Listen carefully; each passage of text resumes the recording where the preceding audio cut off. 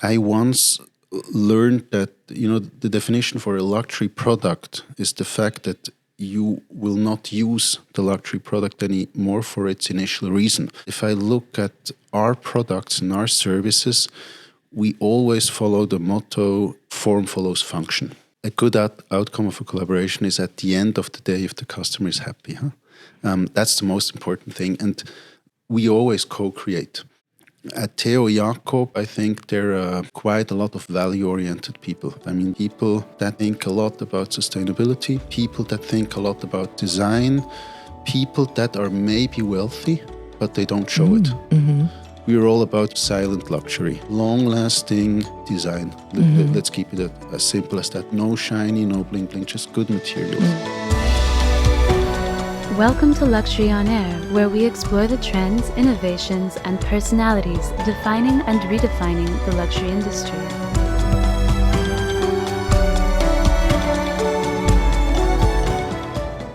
Hello and welcome to a new episode of Luxury on Air. Today, it's not me who is hosting somebody, but I'm actually hosted by Simon Flückiger, who is the CEO of design furniture company Teo Jakob, and we are in this beautiful atelier that we are going to talk about.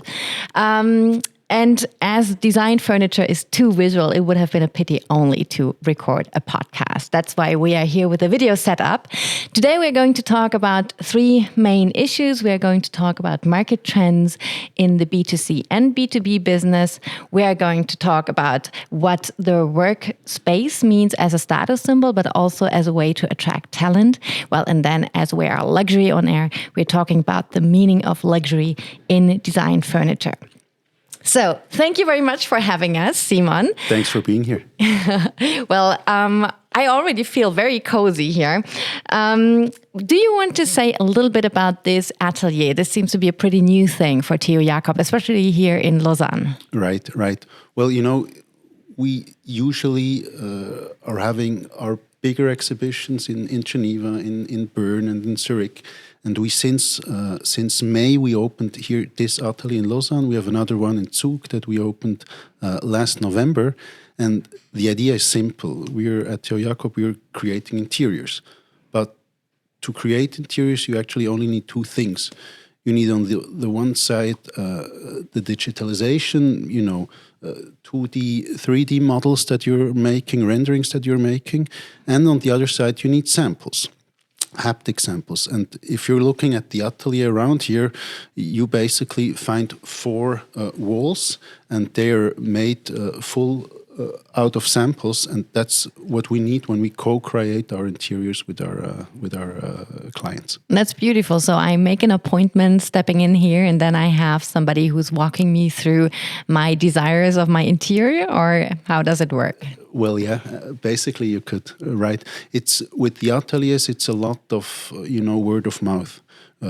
We only do projects here. That means we don't sell single pieces, but we're maybe involved in a project in town or around the area, and we do a good job.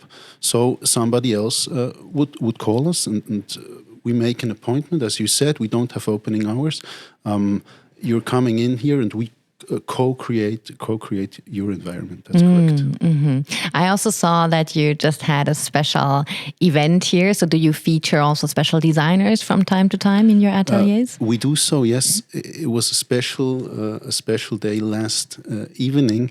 We had about 30 architects from around town, and we were celebrating Arne Jacobsen, a famous designer of the 20th century. You know that we oftentimes use products from.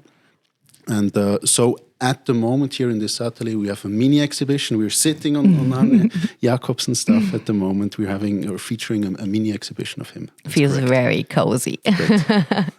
So that's the perfect setting actually for us to learn about design furniture. It's a very specific market. Can you tell us a little bit about the market size, the development, the key players? Sure. Well, it's always important to differentiate between, let's say, the home market, B2C, and the B2B market. If we're talking about the home market in Switzerland, we're talking more or less about the market of 4 to 5 billion. it's always hard to tell. It's not like in fashion or in foods where you have the barcodes and you see the exact numbers, but that's our estimation. And within those 4 to 5 billion, we have two big players. That's IKEA, of course, in the mass market, and XX Lutz on the other side. They both make around 1 billion. And there, and then afterwards, it gets very fast, very atomic, meaning we have a lot of small players on the production side as well as on the dealer side. And I'd say out of those 4 to 5 billion, we have about a 10% share where we are within the luxury segment or the high-end segment. That is exactly where Teo Jakob is active.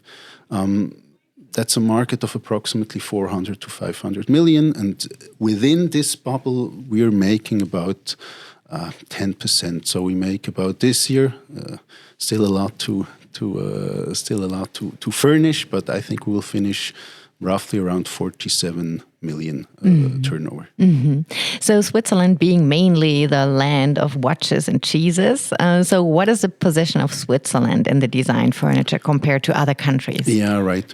Well, when I look again at the home segment and at our portfolio, I mean, the big stars are Italy and Scandinavia. Arne Jacobsen we're talking about, typically a Scandinavian designer. We have important brands in Scandinavia. Hey, Muto. We have Fritz Hansen, Karl Hansen, etc. We have the big design companies in Italy, Minotti that you may know, B&P Italia. We have Cassina, but as well in Switzerland we have quality-wise a very good industry. We have Vitra, for example, and we have USM. On the other hand as well, that people all around the world know. And then we have, of course, quite a bit of small companies that make a lot of custom-made solutions that we maybe know less. Mm-hmm. So how is that market? Is that a challenging market? Is it a volatile market? Is that an emotional market? What would you say if you all had of to? It. All of it, I think. Yeah. Volatile, you said, or challenging, you said at the beginning. Of course, I think at the end of the day, nowadays, every market is challenging, right? Because you only survive if you within the best ones, and that's the same thing in furniture. Completely, it's very volatile because if the economy isn't going well, that's in B2B and in B2C. Furniture is not the first thing you're buying, right? And the last thing you said, emotional. It's very emotional. In the early days, I used to work in the food industry for Ovaltine, and I loved to sell chocolate. I always thought that's really the emotional thing. And then I got into the high-end furniture market, and that's even a lot more emotional. So I love it. That's the good side. I mean, it's so tough at the end of the day. If it wouldn't be that emotional, I wouldn't be in this market. Yeah, that's also why you're on Luxury on Air, right? We are in this emotional, high-end and luxury sphere. You just said something about the economic development and how that impacts the furniture market. However, after COVID, I had the impression that furniture became a very important category. The key word is probably here, cocooning. So can you say a little bit about how the market, B2C market, has developed in the past 5 years since the outbreak of the pandemic, and then also I don't want to say the ending of the pandemic, but of course the slowdown of the panic. Right. Well, of course, we're big winners of the pandemic on two sides. On the one hand, obviously, during the pandemic, when you weren't able to travel anymore, people would invest in their homes, and then giving the fact that people got used to work at home, they understood that even after the pandemic, they had to invest in their homes as well to be comfortable to work from home. So if I look at the numbers, during the pandemic, the numbers were incredibly high, and afterwards they got back a bit. But all in all, we never hit back on the level we had before COVID. So we're winners at the end. With people loving their home office more and more, do people actually want to go back to their office at the company? Very important question.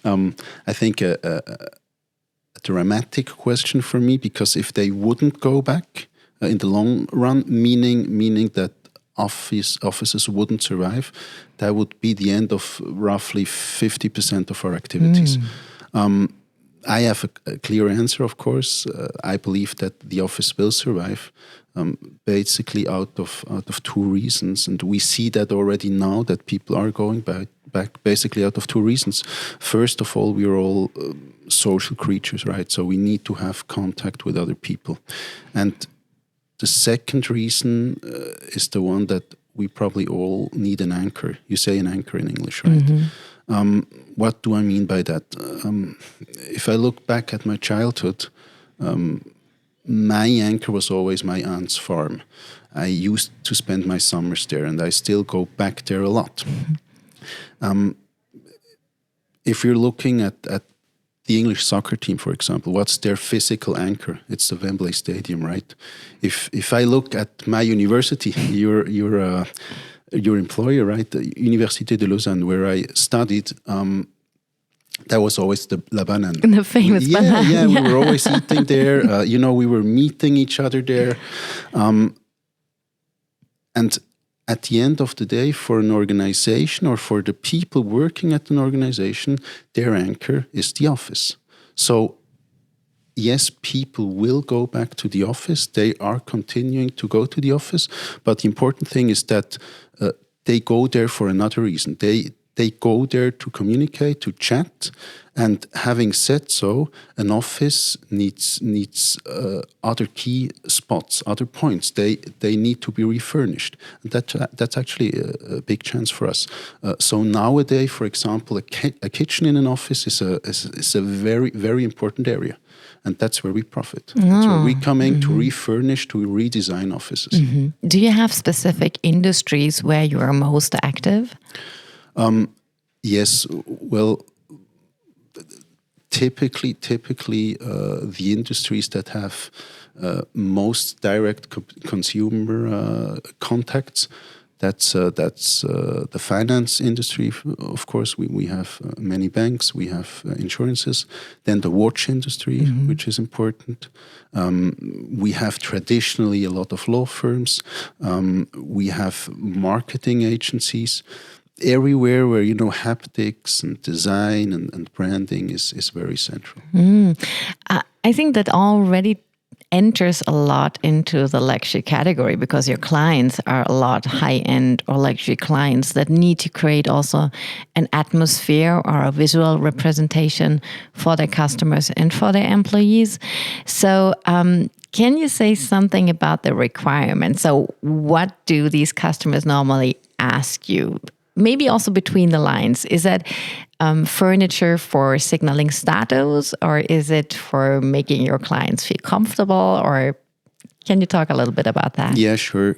So at the end of the day, I think it's less about, representation, luxury. Of course, that's one piece, but it's more about identity, about brand identity. If we're doing a good job, we can read them and see what their identity is and bring that down to their interiors. Okay, so that means there is no way a cookie cutter solution. There is a bespoke solution for every brand, actually. Well, that's our reason being.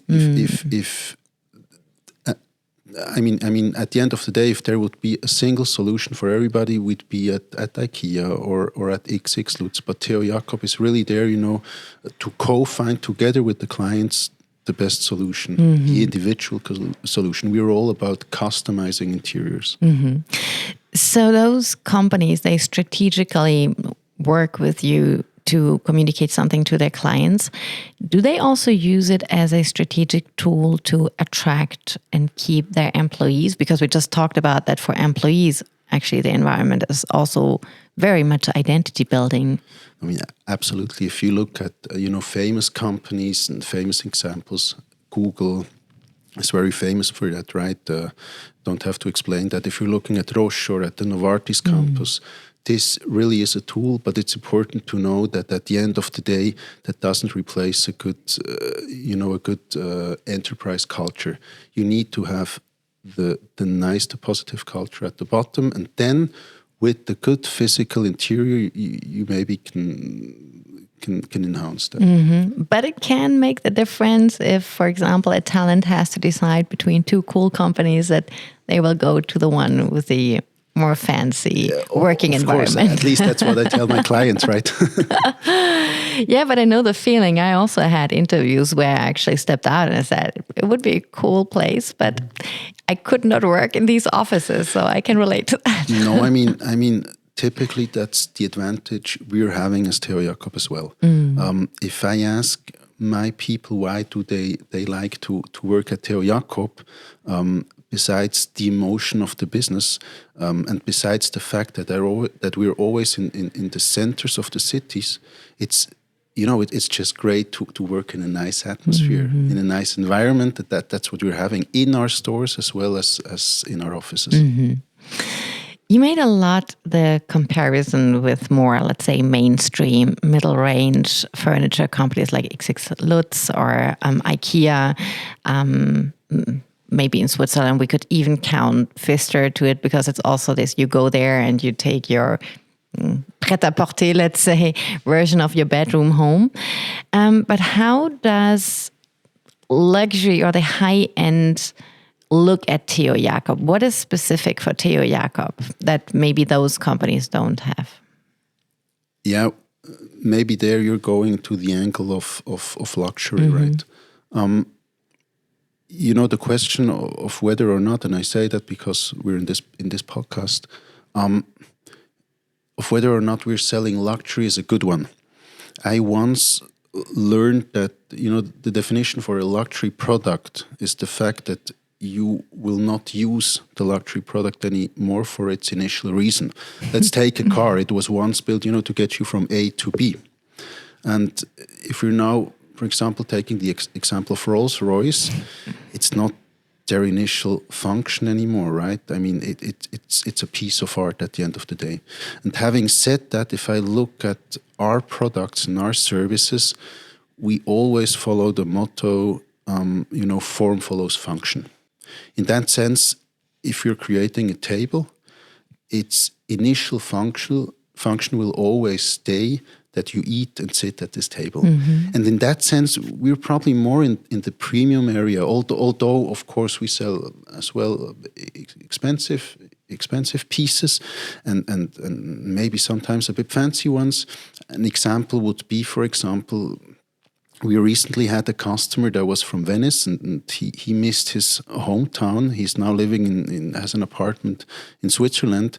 And so we had the idea, to construct him a table that would be made out of, those wood sticks that in Venice, the area, the houses are all made in the water on wood sticks. So we would find some wood sticks, they're very old, and we draw a table and we constructed him a table. Oh, wow. But today he would, at least I hope so, still eat at this table. So form follows function, and in that sense it would be a premium product and not a luxury one.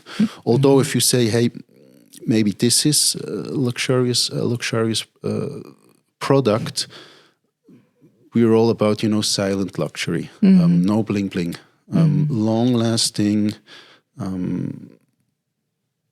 design. Let's keep it as simple as that. No shiny, no bling bling, just good materials. Well, if you make bespoke pieces out of Venice wood, I would say that is pretty luxury, right? That is pretty personalized.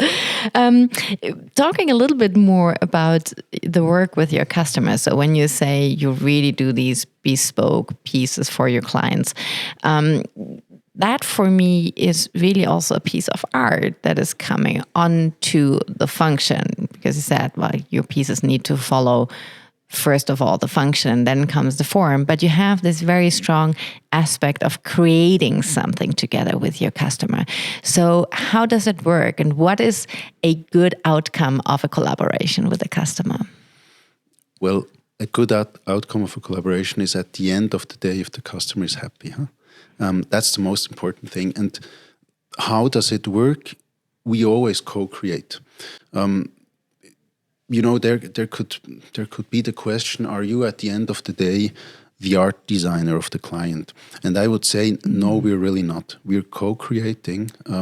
Maybe we're the co-art designer at the end of the day. That's really how we see ourselves, at the same level, getting into this atelier where we are at the moment, exchanging ideas. The client goes out again, we're thinking, we're preparing a concept, and if the right time has come, he will come back, or we will find him at his home and we will discuss it and find together the best solution. So you also go to people's homes. They do not only come to you. Absolutely. We do that most of the time, especially within projects. If a client like the one I mentioned before sticks to the idea or follows our advice to construct such a table, then the table really has to be good. So we will go at his house and we will have a look at how is the floor, or what is the floor made of? How are the walls? What's the lighting situation? Where are the windows? And only if we really have seen that, we know how to plan and draw the table. Plans are not enough. So what kind of profiles work for Teo Jakob? What kind of education do you have to be a good client advisor? Right. Well, I think at Teo Jakob, I'm probably the only one who made a business degree, in the sense that, I can't really sell you and construct you a product. That's okay. We're 115 employees, so one guy can be the stupid one, kind of, right? But the other ones, they're interior architects. We have some architects as well. We have a lot of, in Swiss term, you say Hochbauzeichner. So the famous apprenticeship we're doing in Switzerland, where you're getting in contact with drawing, with at the end of the day, then furniture pieces.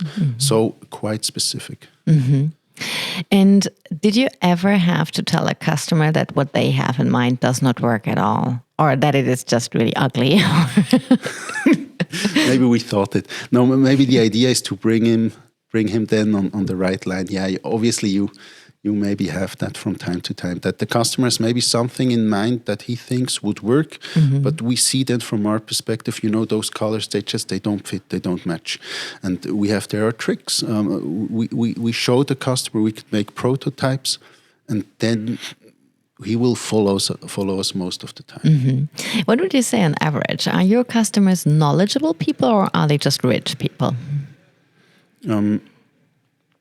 At Teo Jakob, I think there are quite a lot of value-oriented people. Value-oriented people, what do I mean by that? I mean by that people that think a lot about sustainability, people that think a lot about design, people that are maybe wealthy, but they don't show it. That's maybe as well, because we were originally founded in Bern. Bern is typically a city where there are people that have money, but you don't really show the money. It's a bit different to Zurich, for example. In Zurich, the local market is a bit different than in Bern. It's as well different than in Geneva.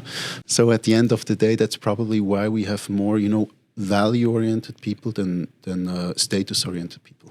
So that means we're in the truly Swiss understatement brand area. Right. We can go in both directions. We have all tools to do so, but if you ask me, it's more value-oriented. Now talking about how those people create really like art creations together with you at home, that reminds me of a situation when I was a kid. I had a very good friend and her parents were collecting antique furniture. And whenever I came visit her, I didn't feel comfortable sitting down because the mom was always saying, no, you can't sit here and you can't sit here. And although sometimes it was, a wooden pony that was supposed to be a toy, but you couldn't sit there because it was too antique. So long story short, it was a place that was so valuable and so exquisite, but it was not cozy at all because you could not even put your glass on the table because you thought you're breaking something or you're hurting the table. So how how do you balance this between like a coziness and at the same time very designy, artful? Well, I think this is, a very important point. There is a risk.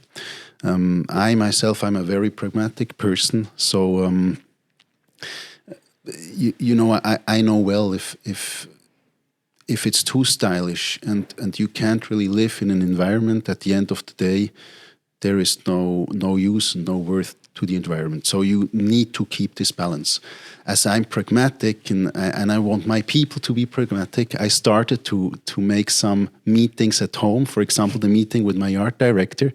I remember when my younger son was 1.5 years old, I asked my art director to come home to my place once a week, and at the beginning, my little one wasn't really able to walk around, so everything was good. And then he started to run and to jump, from the sofa to the little glass table, etc., etc. So my art director got a bit more nervous.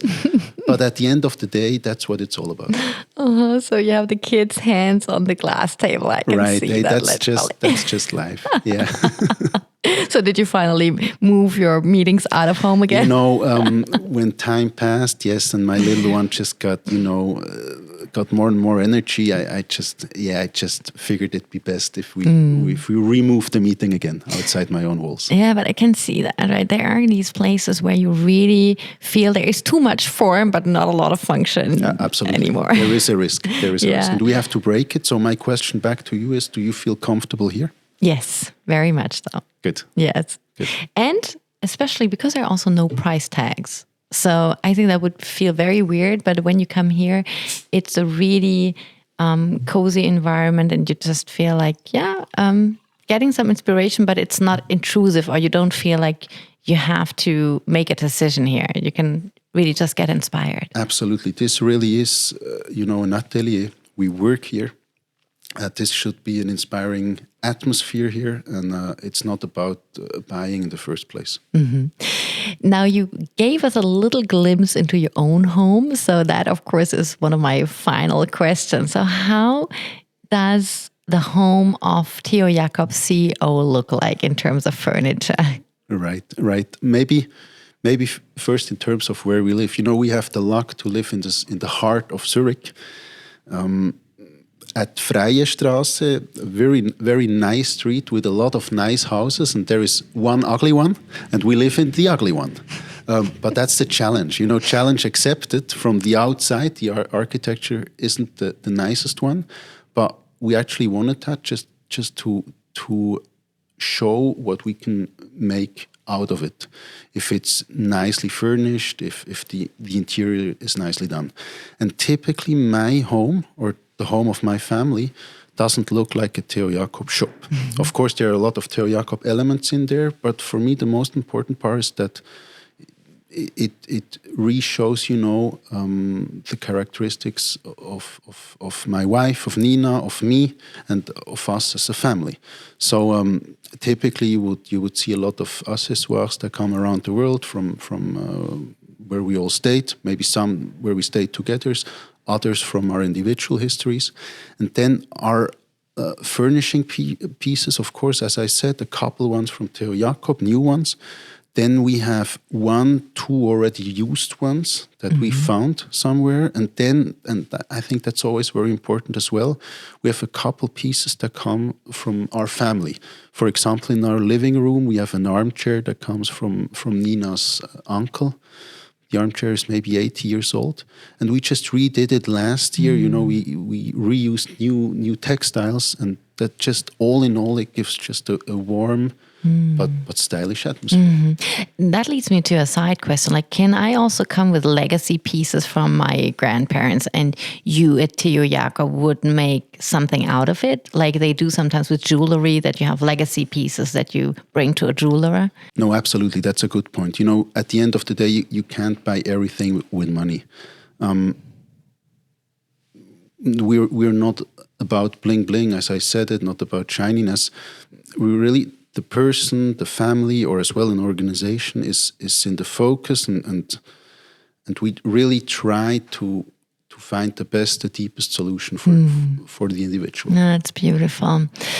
Now, looking a little bit into the future, and that's going to be my question to close off the conversation. There is probably also a lot of trends happening. Every industry is seeing a lot of change. So what are the biggest trends that really are going to shape the future of your industry? Well, there are some. Of course, the good thing is, I think interiors will always be important. A family and an organization, as I explained, they will always eat or live in interiors. But then we have trends. Sustainability is an important one. There, I think we're very well situated in the sense that, we already sell high-end products that won't be used just for a couple years, but actually will be given to the next generation. So that's a good thing. If we're talking about sustainability, of course, second cycling is an important topic in our industry as well. If you're talking about another trend, we could talk about smart homes. We have a collection from Bavaria, from Germany, Okkio, I don't know if you know it. You can plan a whole apartment with Okkio lamps, and you can integrate it in smart home solutions, meaning that if you're coming home and you press the button number 1, you're all set when it comes to light for a date. Button number 2, you're all set for a family dinner. Button number 3, you're all set to work hard. And together with the light comes the textiles, the curtains. So we have with Silent Gliss a solution for the textiles that goes within the same system. Then next comes the sound, etc., etc. So that's a big trend that is going on. And you do that through collaborations, obviously. We do that through collaborations. That's correct. And then, of course, AI is a big topic in our industry. We already feel that today. It's already impressive what solutions you can do with AI in our industry. But I mean, at the end of the day, we just need to use it to be even better. So what do you use it for? Nowadays, you can use it just for inspiration, just to get first initial solutions based on which you can then work on. But the human factor is irreplaceable. Of course. Well, thank you so much for having us here. I will take a little bit more time strolling around here and getting some inspiration. And everyone who is visiting the next home of their friends or coming home, you can see how much or how little soul is in the respective home, depending on how much people actually dare to show their inner self in their home. Thank you so much for the conversation. And there will be more information about Teo Jakob in the show notes. And I wish you all the best. Until next time. Bye-bye. Thank you. Thank you for listening to Luxury on Air with Corinne Segedi and Felicitas Morhart. This podcast is provided to you by Deloitte Switzerland and the Swiss Center for Luxury Research. If you've enjoyed this episode, you can leave us a 5-star review. If you're keen to stay up to date on what's trending in the luxury industry, don't forget to subscribe. As always, you can find more information about the current episode in the show notes. We wish you all the best. Until next time.